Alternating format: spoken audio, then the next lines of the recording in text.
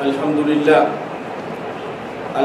لله الذي أكرمنا بالإسلام له الحمد سبحانه حمدا يليق بجلال وجهه وعظيم سلطانه والصلاة والسلام على خير الخلق محمد بن عبد الله عليه أفضل الصلاة وأتم التسليم وعلى آله وصحابته الطاهرين غر الميامين ومن سلك طريقهم وسن بسنتهم إلى يوم لا ينفع مال ولا بنون إلا من أتى الله بقلب سليم وسلم تسليما كثيرا. Louange à Allah subhanahu wa ta'ala, Seigneur de l'univers. Louange à Allah, le maître absolu. Il nous a honorés par l'islam. Nous remercions Allah subhanahu wa ta'ala pour ses multiples bienfaits. Et nous demandons à Allah subhanahu wa ta'ala de faire de nous des croyants pieux et sincères. Que la paix et la bénédiction d'Allah soient sur le sceau du prophète Mohammed bin Abdullah et sur sa noble famille et sur l'ensemble de ses compagnons. Et nous demandons à Allah subhanahu wa ta'ala en ces jours bénis de vendredi de nous rassembler avec eux dans son paradis al-Firdaus le jour de Juma dernier. Chers frères et sœurs en islam, Allah subhanahu wa ta'ala, dans sa grâce et dans sa miséricorde, il nous a choisi le prophète Muhammad sallallahu alayhi wa sallam comme le modèle et comme l'exemple à suivre pour ceux qui veulent réussir dans la vie ici-bas et réussir aussi dans la vie de l'au-delà. Le prophète Muhammad sallallahu alayhi wa sallam, qui était un prophète, un messager, un imam, et aussi le prophète sallallahu alayhi wa sallam, il était l'homme politique, et le prophète sallallahu alayhi wa sallam, il était aussi le chef d'État, et c'était aussi un juge, et le prophète sallallahu alayhi wa sallam, en même temps, il était aussi un chef de famille. Il était père, il est devenu grand-père, et le prophète sallallahu alayhi wa sallam, de la même manière aussi, c'était leader exemplaire. La leadership du prophète sallallahu alayhi wa sallam, et ce qui s'inspire de la vie du prophète Muhammad sallallahu alayhi wa sallam, c'était un leader charismatique. Un leader qui a su réunir des gens venant de différents horizons. Un leader qui a su surmonter des obstacles dans des situations, on peut dire, exceptionnelles. Dans une communauté qui ne savent pas lire et écrire, une communauté qui n'a jamais connu de grandes civilisations. Et lui-même, il a été dans une école. Et il est né orphelin du père. Il est devenu orphelin du mère à l'âge de 4 ans. Son grand-père aussi est décédé à l'âge de 8 ans. Il a été confié à son oncle, le prophète sallallahu alayhi wa sallam. Malgré ses handicaps qu'il avait, une communauté qui ne savait pas lire et écrire, une communauté dont il n'a pas connu de grandes civilisations comme des empires perses ou romains ou grecs. Mais le prophète sallallahu alayhi wa sallam, il a réussi à réunir cette communauté. Il a réussi à créer des liens entre eux. Il a réussi à comprendre ses compagnons, comprendre leurs difficultés, comprendre leurs problèmes. Et chaque compagnon du prophète sallallahu alayhi wa sallam, il se sentait à l'aise avec le prophète Muhammad sallallahu alayhi wa sallam. Chacun se sentait à l'aise avec lui. Et le prophète sallallahu alayhi wa sallam, il comprend chaque compagnon, il comprend leurs problèmes, il connaît leurs atouts et il développe pour les compagnons qui avaient des atouts dans certains domaines. Le prophète sallallahu alayhi wa sallam, il les a aidés afin de développer leurs qualités, les atouts qu'ils avaient. Il y avait certains qui avaient des handicaps, il a aidé d'autres à surmonter leurs handicaps, mais plutôt il a profité des handicaps de certains. Les handicaps ou peut-être des aspects, des qualités négatives qu'ils avaient, à transformer cela à un atout ou à un élément pour servir l'islam et pour servir la communauté musulmane. Le prophète sallallahu alayhi wa sallam, c'était lui le leader exemplaire. Al-Qudwa. C'était un leader exemplaire. Un leader, comme nous avons dit, qui dit ce qu'il fait. Un leader qui ne demande pas aux gens les sacrifices, alors lui-même il va dans l'aisance. Ce n'est pas un leader qui exploite les autres. Mais le prophète sallallahu alayhi wa sallam, c'était un leader qui avait la maîtrise de soi. Qui ne pensait pas à ce qui se trouve dans la main des autres. Il ne pensait pas à s'enrichir sur les dos des autres. Et le prophète dit sallallahu alayhi wa sallam, le Coran nous précise, In ajriya illa ala Allah. Je ne cherche pas de récompense auprès de vous. Non. Mais je cherche la récompense auprès de qui? C'est auprès d'Allah subhanahu wa ta'ala. Et le prophète sallallahu alayhi wa sallam, et il ne pensait pas à profiter de la richesse de certains de ses compagnons, comme Abu Bakr Siddiq, Uthman bin Affan, Abdurrahman bin Auf. C'était des compagnons qui ont tout mis à la disposition du prophète sallallahu alayhi wa sallam. Mais le prophète sallallahu alayhi wa sallam, il passait des jours sans manger, il ne partait pas voir Abu Bakr Siddiq. Et il ne montrait pas à Abu Bakr Siddiq qui n'a pas mangé, pour ne pas qu'il le donne. Un leader qui pense à ce qui se trouve dans la main des autres, tu ne peux pas être un leader exemplaire. Tu peux que Yémo Natabaï. Yémo Natabaï, il a fait 80 km, il a fait 80 km, mais le prophète sallallahu alayhi wa sallam, il n'était pas comme ça. Quand il demande aux autres les sacrifices, il se trouve à la tête. Il a demandé aux gens, on va construire la mosquée, il était à la tête. Il a demandé aux gens, on va creuser, quand ils ont décidé de creuser là où de la bataille de Uhud, la fossé de la sécurité, lui-même il était devant. Et la situation était tellement difficile. Abdullah ibn Jabir il rapporte, il dit, si on rencontre des roches dont les autres ne parviennent pas à casser, il dit, on faisait l'appel au prophète sallallahu alayhi wa sallam. Et quand le prophète il arrive, il casse avec sa main en soufflant de l'espoir dans ceux de compagnons. Ils ont désespéré, ils sont là, ils sont en train de creuser cette fossée pour se mettre à l'abri des Mécois qui doivent les envahir, une coalition qui a été formée pour déraciner, comme ils ont décidé, l'islam et détruire totalement la vie de Médine, détruire les musulmans, l'islam et les musulmans. Et ils étaient face à cette situation difficile. Quand le prophète sallallahu alayhi wa sallam, il vient pour casser des rosses, il dit, je suis en train de voir l'empire romain tomber dans la main des musulmans. Je vois l'empire perse, les musulmans sont en train de conquérir l'empire perse. Imaginez quelqu'un qui se trouve dans cette situation difficile, mais un leader, il donne de l'espoir à ceux qui se trouvent derrière. Il leur donne de l'espoir pour dire, un jour ça va aller. Nous sommes dans une situation difficile, mais notre situation va s'améliorer.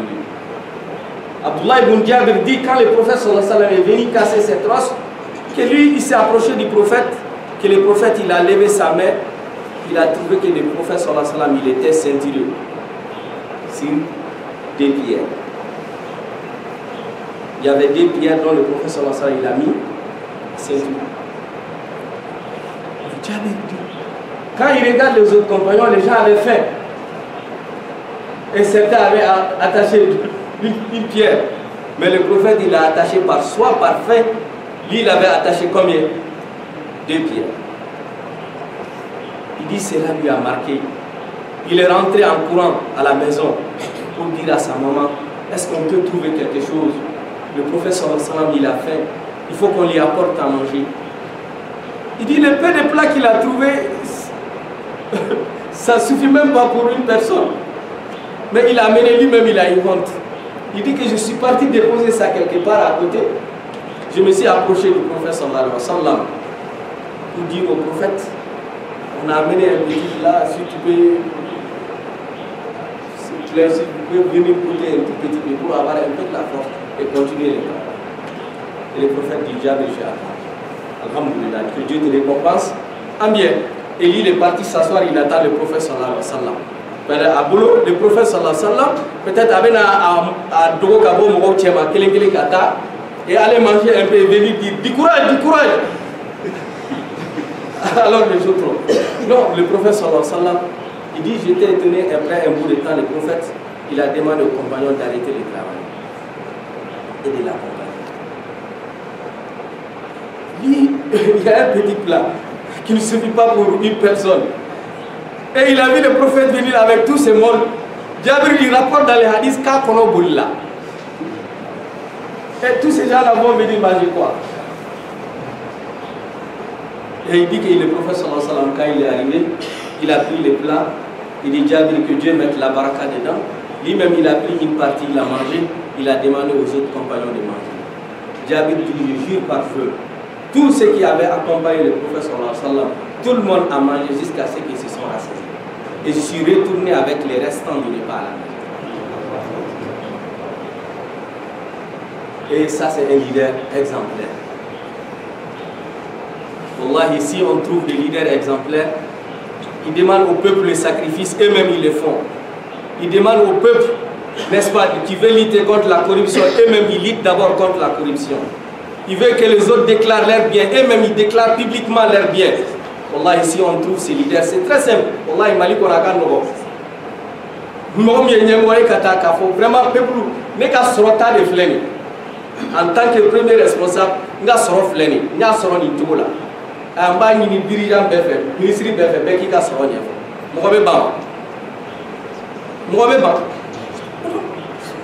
C'est très simple. Et le prophète sallallahu alayhi wa sallam, ce n'était pas ses dirigeants, ses leaders qui va manger à côté et qui revient dire du Coran. Mais plutôt il souffre avec les autres. Il participe à leurs souffrances. Il participe à leurs épreuves. Et c'est pour cela qu'ils sont prêts aussi à mourir. Le prophète sallallahu alayhi wa sallam, il connaissait les capacités de chaque compagnon. Et comme certains disent, le prophète, il avait dans sa tête une cartographie de chaque compagnon. Ses forces, ses faiblesses, ses potentialités. Il y a certains compagnons qui avaient des potentialités qui étaient cachées à eux, dont eux-mêmes ils ne connaissaient pas. Mais le prophète sallallahu alayhi wa sallam, il a valorisé. Zayd, il avait une capacité extraordinaire de comprendre rapidement les langues. Le prophète l'a valorisé. Zayd, tu as cette capacité, je te donne une semaine pour apprendre l'hébreu. Une semaine. Il dit, vas-y, tu peux. Et il est parti par la grâce de Dieu, il a reçu. Parce qu'il avait une capacité extraordinaire de mémorisation. Abu Huraira, il avait une grande capacité de mémorisation. Le prophète lui dit, viens avec moi. C'était pour qu'il mémorise les hadiths. Othman, qui avait une qualité, qui était un grand négociateur, lors de la Sulh Hudaybiyah, qui était quelqu'un stable, posé, il ne se panique pas face aux épreuves. Il ne se laisse pas emporter par les passions. Quand ils ont demandé un négociateur, le prophète il a envoyé qui? Il n'a pas envoyé Abu Bakr Siddiq. Il n'a pas envoyé Omar, il est impulsif. Il peut gâter la négociation jusqu'à la dernière minute. Mais il a envoyé qui? Il a envoyé Othman bin Affan.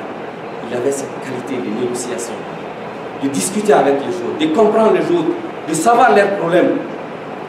Quand un accord a été arraché, ils ont amené à la signature. Regarde toujours les gens qui sont impulsifs. Et le prophète ne les a pas choisis pour les mettre dans la délégation. Quand les Bécois ont dit l'accord final, non, on a des observations, on veut enlever quelque chose aussi dans l'accord. C'est écrit, voilà un accord qui a été conclu entre les Quraysh et le prophète Muhammad sallallahu alayhi wa sallam. Il dit on n'est pas d'accord avec ça. Le mot prophète là, il faut l'enlever. Si on est d'accord avec ça, il n'y a pas de problème entre nous. On n'est pas d'accord que tu es prophète, il faut enlever cette partie de l'accord. L'accord conclu entre les Quraysh et Muhammad bin Abdullah. Et Ali qui était là à côté du prophète sallallahu alayhi wa sallam, le prophète lui dit Ali, enlève ça, il faut effacer. Et il dit je le fais. Non. Tu es le prophète. Est-ce que tu n'es pas le prophète? Il dit oui, je suis le prophète. Mais on est en face à des gens, ils ne sont pas d'accord avec nous. On doit les mettre dans leur optique afin qu'on puisse avancer. Et le prophète dit sallallahu alayhi wa sallam, Ali il a refusé. Il dit montre-moi, moi-même je vais aller. Et lui-même il a parlé. Parce qu'il ne savait pas lire. Il dit montre-moi mon nom. Là où se trouve Rasoul. Ali il a montré et lui-même il a effacé. Et il connaissait la qualité de chaque homme, leurs capacités. Il les utilise aussi là où il faut les utiliser. Ça c'est un leader, un bon leader. Un bon leader, quand tu as des ressources humaines, il faut savoir les utiliser. Et le prophète sallallahu alayhi wa sallam, il avait cette qualité. Une opportunité s'est offerte à lui. Les Médinois ont commencé, il y a 12 personnes qui ont adhéré à l'islam à Médine. C'était 4 d'abord. Quand ils sont partis, ils sont revenus, ils sont devenus 6. Ils ont dit au prophète sallallahu alayhi wa sallam, il y a une distance qui nous sépare. Nous on est jusqu'à Médine, toi tu es à la Mecque. On veut que tu nous donnes quelqu'un qui va nous apprendre la religion, qui va nous enseigner l'islam. Qui va choisir parmi ses compagnons? Abu Bakr, il était un peu âgé, un chef de famille, il a des enfants. Il ne peut pas se déplacer facilement.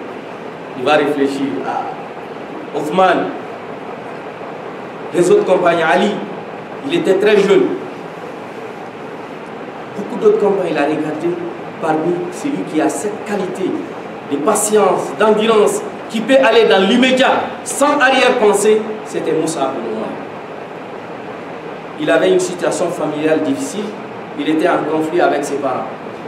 Donc lui-même, il cherche un lieu, un endroit sûr. Et il avait une connaissance qui lui permet de le faire. Des qualités qui le fait, qui lui permet de réussir cette mission. Le prophète lui a confié d'accompagner les Médouins pour être son ambassadeur, son premier représentant auprès des Médouins pour les apprendre l'islam. Et il est parti, il a reçu. Lors de la rencontre prochaine, ils sont venus, ils étaient au nombre de 72. 72 personnes. Et qu'il n'y a pas une famille qui est restée en Médine sans que Moussa n'a fait rentrer l'islam dans cette pays. Par son travail, par son dynamisme. Et le prophète sallallahu alayhi wa sallam, comme on a dit, il savait les qualités de chaque compagnon. Et comment l'utiliser. Oussama, beaucoup d'autres compagnons, ils avaient des qualités, le prophète sallallahu alayhi wa sallam les a utilisées là où il faut les utiliser. Abu Sufyan, il avait cette qualité, c'était quelqu'un, il aime l'islam, mais c'était un chef de tribu, c'était un chef. Il avait la peur, quand il va entrer en islam, de ne pas perdre cette autorité qu'il avait. Le prophète l'a su. C'est un musulman, c'est un être humain. Chacun a des défauts. Nyemboya Kadaï. Le prophète sallallahu alayhi wa sallam, quand il est venu pour l'ouverture de la Mecque, il a rencontré, il dit voilà, avant de le rencontrer, il dit à son émissaire, il faut partir dire à Abu Sufyan que je lui donne la permission d'aller annoncer au Mecquois que je vais venir, je suis venu, mais mon objectif n'est pas les combattre. Et celui qui rentre, qui va chez Abu Sufyan, il est à l'abri. Et celui qui va à la Mecque, à la mosquée de Kaaba, il est à l'abri. Et quand l'émissaire est venu dire ça à Abu Sufyan, j'étais étonné. Le prophète a dit, il a prononcé mon nom. Il a dit, celui qui va se rendre chez moi à la maison. Mais lui, c'est un chef, il veut garder son autorité. Le prophète, il a commencé d'abord par la mosquée de la Kaaba. Ensuite, la maison d'Abu Sufyan. Et quand il a vu que le prophète, quand il va venir, il va conserver son autorité, il était le premier à aller annoncer au Mecquois l'arrivée du prophète Muhammad sallallahu alayhi wa sallam. Mais la nature humaine est là. Au lieu de dire aux gens d'aller à la mosquée, il a commencé par quoi? Il dit ceux qui vont se rendre d'abord chez Abu Sufyan, ils sont à l'abri. Les gens sont partis, sa maison est remplie. Ensuite, il a dit bon, Mounou Masekado, vous pouvez aller aussi à la mosquée de Kaaba. Ça, c'est la nature humaine, il faut le gérer. Son problème, c'était ça. Le prophète l'a compris. Il dit Anzilunasa Manazila. Et c'était un leader qui comprenait chaque compagnon. Même des compagnons qui avaient certains défauts, qu'on peut considérer comme des défauts, mais il faut savoir l'utiliser. Safwan, qui est un des compagnons du prophète sallallahu alayhi wa sallam, sa femme est venue se plaindre auprès du prophète. Il dit au prophète Safwan, il a 3 défauts, ça, vraiment je n'aime pas ça. Il dit Safwan, il m'empêche de prier, de faire la prière nocturne. La nuit, il m'empêche de prier. Et Safwan, il me déconseille aussi de jeûner. Il dit Safwan, il a des sommeils très lourds. Quand il dort le matin, il ne se lève pas tôt. Et il prie la prière de Fajr en retard. Non, on avait mon voix. Il dit qu'il est islamé. Il va mal là. Mais le prophète, il a vite compris. Quelque chose ne va pas. Il a appelé Safwan. Il dit Safwan, qu'est-ce qui ne va pas? Ta femme est venue me dire ça. Safwan dit vrai. Je prie avec ma femme. Mais quand on termine la prière, elle prolonge la prière. Elle commence à prier seule. Là, il surah d'autanat, là, mais surah vrai d'accord. Et moi, je suis là. J'ai besoin d'elle. Il ne fallait pas courir. C'est une joie. Le prophète dit, je n'ai pas fait mal. Ouais, tout n'est pas fait pour la prière. Fourma comment? Et il dit, je lui dis, mon frère va nous dire, c'est lui toi. Il dit, il y a le jour où je vais causer avec elle, le matin je trouve qu'elle est en jeûne. Et quand on commence à causer, elle me dit qu'elle est en jeûne. Et il dit, effectivement, j'ai des sommeils très lourds, nous sommes dans une communauté, il était issu d'une communauté qui était en aisance totale. Et dans leur communauté, parmi les signes de fierté, un homme doit dormir le matin, il ne doit pas se lever tôt. Et le prophète, il a appelé sa femme. Il dit, il faut, la prière nocturne, là, il faut bien doser. Il y a une part pour Dieu, il y a une part aussi pour toi, pour ton corps, il y a une part aussi pour ton mari. Il dit, de la même manière, ici, ce n'est pas une jeûne obligatoire, et quand tu as l'intention de jeûner, il faut informer ton mari. Il dit, quant à la prière, il ne se lève pas tôt, c'est un défaut, qu'on peut considérer comme un défaut chez un musulman. Mais regarde le prophète comment il utilise cette insuffisance au niveau de Soufiane pour servir la communauté. Lors de la Ghazwatul Bani Mustalaf, et les compagnons, ils étaient installés à un endroit, ils devaient se lever très tôt pour rentrer avant le lever du soleil.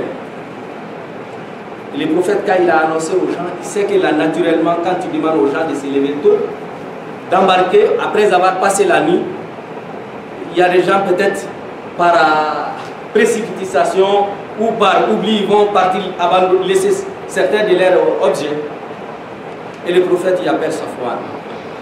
Étant donné que tu as un sommeil lourd, tu ne te réveilles pas trop, je te confie la responsabilité, quand les gens vont partir, de récupérer les restants des ustensiles, ceux qui vont tomber là. Et pour ramasser, il y a un sens là. Et pour ramasser, quand sera, effectivement, les autres se sont levés pour prier. Il n'a pas pris. Ramasser Kaboul. Awoulat Mamina. Il s'est trouvé que des compagnons ont abandonné certaines choses. Ayouta. Kablakan nous remet sans faire. Et en partant, elle a croisé Aïcha aussi, l'épouse du prophète sallallahu alayhi wa sallam. Elle aussi, elle était perdue. À ma communauté servile. C'est un défaut. Ou on peut dire c'est un musulman. Mais le prophète a utilisé ça. C'est ça un leader. Un leader ne pas dit toujours, nous sommes comme certains disent, nous sommes dans une communauté où il y a la pauvreté, il y a la misère, il y a tout. Non. Mais Dieu t'a donné l'intelligence pour transformer cet handicap à des potentialités. Si tu ne parviens pas à les faire, tu n'es pas un bon leader. Tu n'es pas un bon leader. Et le prophète sallallahu alayhi wa sallam, malgré qu'il était dans une situation extrêmement difficile, il a réussi à transformer les handicaps à des potentialités. Que Dieu nous assiste, qui nous aide à comprendre le message du prophète sallallahu alayhi wa sallam. Et le prophète, il avait une situation extrêmement compliquée avec des compagnons où certains, malgré qu'ils sont devenus musulmans, c'est des compagnons, mais ils avaient toujours peut-être des séquelles, ou on peut dire, ou des graines de racines dans leur cœur. Il y avait ça parmi les compagnons. Il y a un compagnon du prophète qui s'appelle Julaybi. C'était un Africain. On l'appelle le pygmée. C'était un Africain, il avait des tailles courtes, il n'était pas beau. Il était avec le prophète sallallahu alayhi wa sallam. Tout le temps, il est là. Un jour, le prophète lui prend à côté, il dit, Julaybi, mais jusqu'à présent, tu ne t'es pas marié. Mais Julaybi dit au prophète sallallahu alayhi wa sallam, tes compagnons n'acceptent pas de me donner leur fille à mon mariage. Je n'ai pas d'argent, je n'ai pas beau, je suis noir, tel noir. Mais ils ne vont pas accepter. Et le prophète dit, est-ce que tu as tenté? Il dit, oui, j'ai tenté. Mais personne n'a accepté de me donner leur fille au mariage. C'est un problème.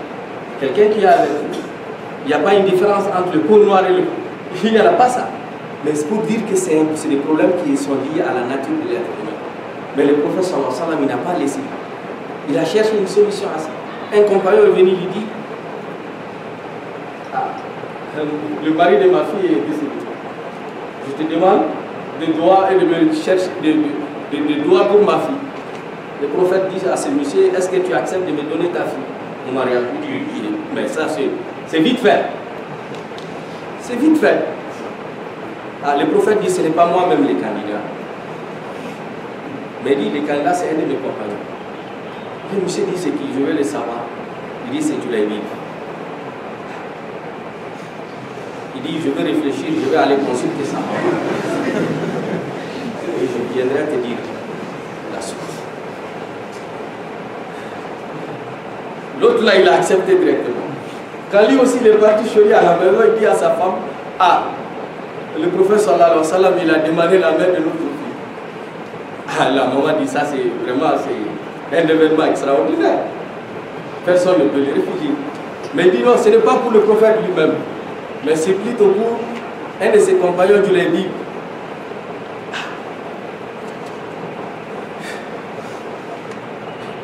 Il y a eu le choc. Il y a eu le choc. Il dit, mais eux pourtant on a refusé, beaucoup de gens de haute classe ont demandé notre fille, on a refusé de donner. Mais comment on va accepter de donner notre fille à Julaybi? Au moment où le monsieur est en train de sortir pour aller donner la réponse, la fille était à l'intérieur, elle a entendu l'échange entre son père et sa mère à propos d'elle. Elle-même, elle est sortie. Elle dit, est-ce que vous refusez une demande faite par le prophète sallallahu alayhi wa sallam? Une demande faite par le prophète sallallahu alayhi wa sallam. Vous allez refuser cette demande? Il dit, si ça me concerne, si ça ne tient que moi, j'accepte la proposition du prophète sallallahu alayhi wa sallam, je veux me marier avec Julaybi. Et le prophète sallallahu alayhi wa sallam, il a utilisé des mécanismes extraordinaires pour résoudre des problèmes. Julaybi, enfin qu'il puisse se métisser. Julaybi, enfin qu'il puisse avoir d'autres enfants, que les enfants puissent s'intégrer, qu'ils soient intégrés dans la communauté. Le prophète sallallahu alayhi wa sallam, il a utilisé des mécanismes extraordinaires. Lutter contre l'esclavage. Comment les mécanismes que le prophète a amenés, de façon méthodique. Sans peut-être freiner le développement, parce que l'économie était basée sur les esclaves. C'est eux qui travaillaient.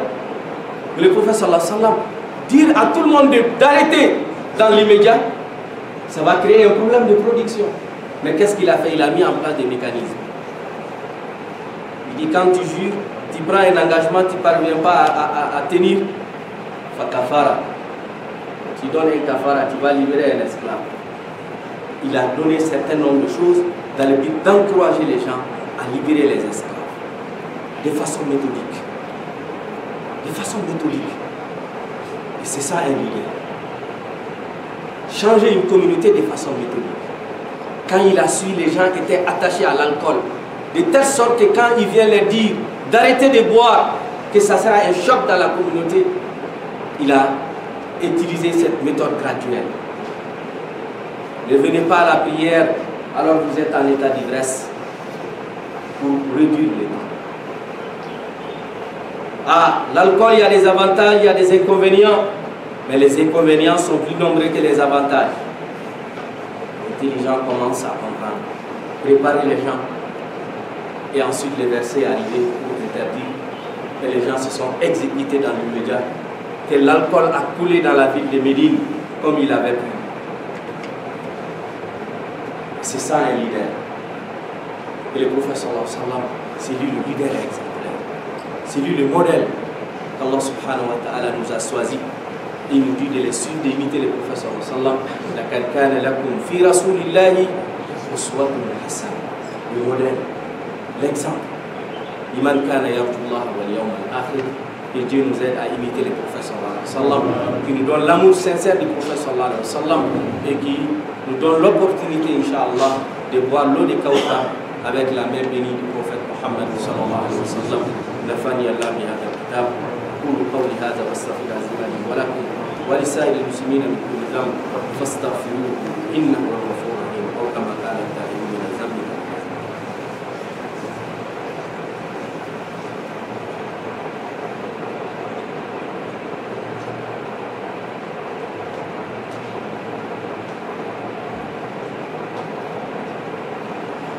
Alhamdulillah. Salatu wassalam ala rasulillah. Louange à Allah et paix et bénédiction sur le prophète Muhammad sallallahu alayhi wa sallam. Chers frères et sœurs, le prophète sallallahu alayhi wa sallam, c'était lui aussi le leader qui a la maîtrise de soi. face aux épreuves, face aux difficultés, il ne se laisse pas paniquer. Et dans cette épreuve aussi, le prophète sallallahu alayhi wa sallam, il veille toujours à préserver les droits des gens. Il ne bafouille pas les droits des gens. Il veille à donner aux gens leurs droits. Le prophète sallallahu alayhi wa sallam, quand il a été testé par Abdullah ibn Sham, qui était un juif, il est venu. Il dit, je suis venu voir si réellement c'était un vrai prophète. Tout ce qu'il avait comme indice, comme signe, il dit qu'il a tout trouvé. Mais il y a un qui est capital pour lui, il ne l'a pas vu d'abord. Mais il veut chercher ça. De longues années, il cherche l'opportunité, il ne l'a pas trouvé. Un jour, de passage, il a trouvé le prophète sallallahu alayhi wa sallam. Il était avec un compagnon qui est venu des Badois. Il dit au prophète, les habitants de mon village se sont convertis à l'islam cette année. Mais malheureusement, l'hivernage n'a pas bien marché. Pour ce moment, en la Guinée, au sang Samia Mani. Il dit, prophète, je peur que la communauté là, il n'abandonne pas l'islam par ça. Ça n'a pas lié le droit à intérêt. Samia Mani, la Guinée, la Guinée, Samia Mani, il dit, le prophète sallallahu alayhi wa sallam, là, c'est un problème, il faut qu'on regarde ça. Le prophète dit à Ali, quelle solution? Qu'est-ce qu'on peut lui trouver? Il dit, si on trouve de nourriture à les apporter. Il dit, est-ce qu'il y a quelque chose, on dispose de stock quelque part? Ali dit rien. À lui, des passages, il dit, voilà, ça c'est une opportunité. Il dit, moi j'ai des stocks d'aliments, je suis prêt à te donner. On va fixer un échange. Tu vas me payer à telle date. Le prophète dit, ouais, c'est une opportunité, on va saisir. Il a pris l'aliment, il a donné à ce monsieur pour amener à sa communauté. Le monsieur, après un bout de temps, il suit le prophète sallallahu alayhi wa sallam. Il y avait un compagnon qui est décédé, ils sont partis l'enterrer. Au moment où ils sont en train de mettre de banco sur la tombe, le prophète sallallahu alayhi wa sallam s'est retiré un peu pour se mettre un peu à l'écart sous un arbre. Le monsieur il est venu prendre le prophète sallallahu alayhi wa sallam de façon violente. Il dit, rembourse mon argent. Avec force. Les compagnons, quand ils ont vu le prophète sallallahu alayhi wa sallam dans la main de ce monsieur, ils ont couru, ils ont bondi sur lui. Et à la tête, il y avait Omar ibn Khattab, qui était le premier arrivé. Quand il est arrivé, il a pris le monsieur, il l'a jeté. Il a voulu le battre. Le prophète dit non. Omar, tu ne sais pas qui c'est qui est entre nous? Ce qui est entre moi et le monsieur, est-ce que tu le sais? Mais comment tu vas le violenter ainsi? Il faut nous demander ce qui est entre nous. Il dit effectivement, je prie avec lui des aliments, mais l'échéance fixée n'est pas arrivée. Il dit, Omar, il fallait me dire, moi le prophète sallallahu alayhi wa sallam, quand le prophète l'a informé, Omar est resté comme ça. Le prophète dit, Omar, quelle est ta réaction? Ta réponse c'est ça. Ta réaction c'est quoi? Omar n'a rien dit. Il dit, Omar, non. Ta réaction doit être, tu dois me demander, moi, Mohammed sallallahu alayhi wa sallam, de rembourser le monsieur. Le plus vite que possible. Tu dois lui dire aussi, à son tour, de réclamer son dit avec la bonne manière. Il va y aller faire un jour sur la journée. Il va y aller faire un jour quand il est tout le monde. Now on doit même mourir. Akake do abakani. Maya kani tuko mila kani tuko mai. Aya kani yoro la yoro mai. Aya kani wati la muta kani wati. Le prophète dit c'est ça qu'il faut lui dire. Quant à moi, il faut lui dire, mais tu dois me dire aussi de lui rembourser. Et le prophète, quand il est rentré, les compagnons, quand ils ont appris l'histoire, tout le monde a amené ce qu'il y a auprès de lui. Le prophète dit à Omar, il a appelé Omar, il dit Omar, prends ces 40 sacs pour aller le mettre. Ajoute 5 autres. Quand tu arrives, tu lui présentes toutes nos excuses. Que les 5 sacs s'en guise de dommages d'intérêt pour le tort que tu lui as fait quand tu as bondi sur lui sur le cimetière. en guise de dommages, d'intérêt public. Anya a brutalisé Mouka quand Fenge Ougati la quand la folo Fenella, Boroduri au salaire. Le prophète sallallahu alayhi wa sallam, c'est lui le modèle. Et nous devons l'imiter. Être juste, donnons aux gens les raisons, même si on est dans une situation extrêmement difficile. Ce n'est pas facile. Ce n'est pas facile. Mais si nous aimons le prophète, c'est ça le modèle du prophète sallallahu alayhi wa sallam. Qui te dit dès la politique Betaka, à bon, nous manquons les Moumbala, il faut les prendre. Et le prophète sallallahu alayhi wa sallam, il avait cette qualité. Que Dieu nous aide à comprendre la vie du prophète Muhammad sallallahu alayhi wa sallam, qui nous aide à nous inspirer de lui et qui nous aide à l'imiter, qui nous donne l'amour sincère du prophète Muhammad sallallahu alayhi wa sallam, qui nous donne l'opportunité d'être avec lui dans les paradis. Et le prophète dit sallallahu alayhi wa sallam, celui qui veut être proche de moi, qui prie beaucoup sur moi. Nous devons beaucoup prier sur le prophète sallallahu alayhi wa sallam en disant Allahumma salli ala Muhammad, Allahumma salli ala Sayyidina Muhammad, comme le prophète sallallahu alayhi wa sallam nous a enseigné. Et le prophète dit sallallahu alayhi wa sallam, ceux qui seront plus proches de moi dans les paradis, ceux qui ont le meilleur des comports, Ahsan Khuluqa. Mon digo kaini be, ode fanabe souya, ne la personne. Allah ka digo nous mandam. Que Dieu nous aide à être des musulmans exemplaires. Des musulmans qui vont prendre le prophète sallallahu alayhi wa sallam comme modèle, non pas uniquement pour nous, mais dans tous les aspects de notre vie. Le prophète, c'est un modèle pour nous. Quand tu veux être un leader, Allah est le prophète. Quand tu étudies la vie du prophète, tu trouves en lui des enseignements qui vont t'aider en tant que leader. Quand tu veux être un homme politique, les positions politiques que le prophète sallallahu alayhi wa sallam il a pris, quand il étudie sa vie, tu vas trouver des enseignements. Quand tu veux être un leader religieux ou quand n'importe quelle situation dans laquelle tu te trouves, les mécanismes que le prophète a mis en place pour lutter contre la pauvreté dans la ville de Médine. Il est venu trouver les gens dans l'extrême pauvreté. Comment il a amené les compagnons à travailler? Les compagnons ne travaillaient pas comme on voit aussi beaucoup de jeunes. Beaucoup de gens sont en train assis comme ça pour dire qu'il n'y a pas d'emploi, il n'y a pas de travail. Ça ne va pas venir du ciel. Mais le prophète sallallahu alayhi wa sallam, il a amené les compagnons d'abord à comprendre que le travail est une adoration. Pareil à la batouli. Nimo doy pareil à la batouli. Il dit aux compagnons, Jurumu dobe, faut se ka yafa. Selita yafa, sunta yafa, hijita yafa, faut ta yafa. Fibe wosili munke bara la igarzi halala ni. Ce qui te dit, travailler pour avoir gagné ta vie de façon licite, c'est une obligation. La main qui donne le meilleur que la main qui reçoit. Amener les compagnons à comprendre que de travailler c'est une obligation, c'est une adoration. Et la jeunesse malienne doit comprendre ça. Il n'y a pas de sous-métier. Le prophète sallallahu alayhi wa sallam, il venait des tribus de Quraysh, il a accepté d'être un berger, d'aller prendre les animaux des gens moyennant quelque chose. Il n'avait pas appris ce métier. Pour dire que je suis un spécialiste, je suis diplômé de telle école, ou je suis enseignant de formation, ou je suis de telle qualification, il faut que je trouve dans ce domaine. Non. Il faut avoir la créativité. Il faut prendre l'initiative.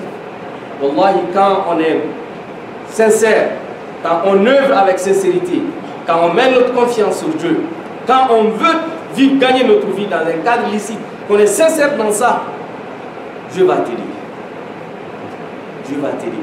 Et le prophète le dit avec sincérité. Il dit, je jure par Dieu, celui qui est sincère, qui s'endette, que Dieu va lui donner l'opportunité de s'acquitter de ça. Allah de occasion d'ama kase kasa. Halla kerani mo ma boa kalama. Wallahi Allah be mo karaba mu da ka jusa. Mais cette volonté nous devons l'avoir en tant que jeunes. Il ne faut pas penser toujours compter sur tes parents. Il ne faut pas compter sur tes relations. Il ne faut pas compter sur tes tontons. Dire qu'il y avait une poste ou la barade. Non, il faut compter sur soi. Wallahi, ni compter là quand habite ateni iwasa. Il va na ke hasidi avait na créé du discours. Tu vas envier. Abse kamu amamoto sakadia ou à tout meni poste ou la maseka baradi moshima. Abse kadima parce que gazé tapu. Barabe jomo la be ala de boulot. Wa Allah faliyatawakkalul mu'minun. Mettons notre confiance en Dieu. Comprenons que réellement, chercher à gagner ta vie dans un cadre ici, c'est une obligation. C'est une adoration le fait de travailler. Travailler, c'est une adoration, c'est une obligation sur le musulman. Être créatif, les compagnons, ils étaient créatifs. Abdurrahman bin Auf, quand il est venu à Médine, il est venu même vite. Quand il est venu, qu'est-ce qu'il a dit aux compagnons? Doulani à la soupe, il faut me montrer le marché. Il est parti au marché, il a utilisé son intelligence, le talent qu'il avait, il a pu reconstituer les capitales qu'il a laissées à Mohamed. Il dit, quand on veut, on peut. Et quand on s'engage, Dieu va nous aider. Allah subhanahu wa ta'ala nous dit, Intansurullah, Dieu a posé une conditionnelle. Mais ça demande quoi la volonté? Ça demande quoi l'engagement? Ça demande quoi la détermination?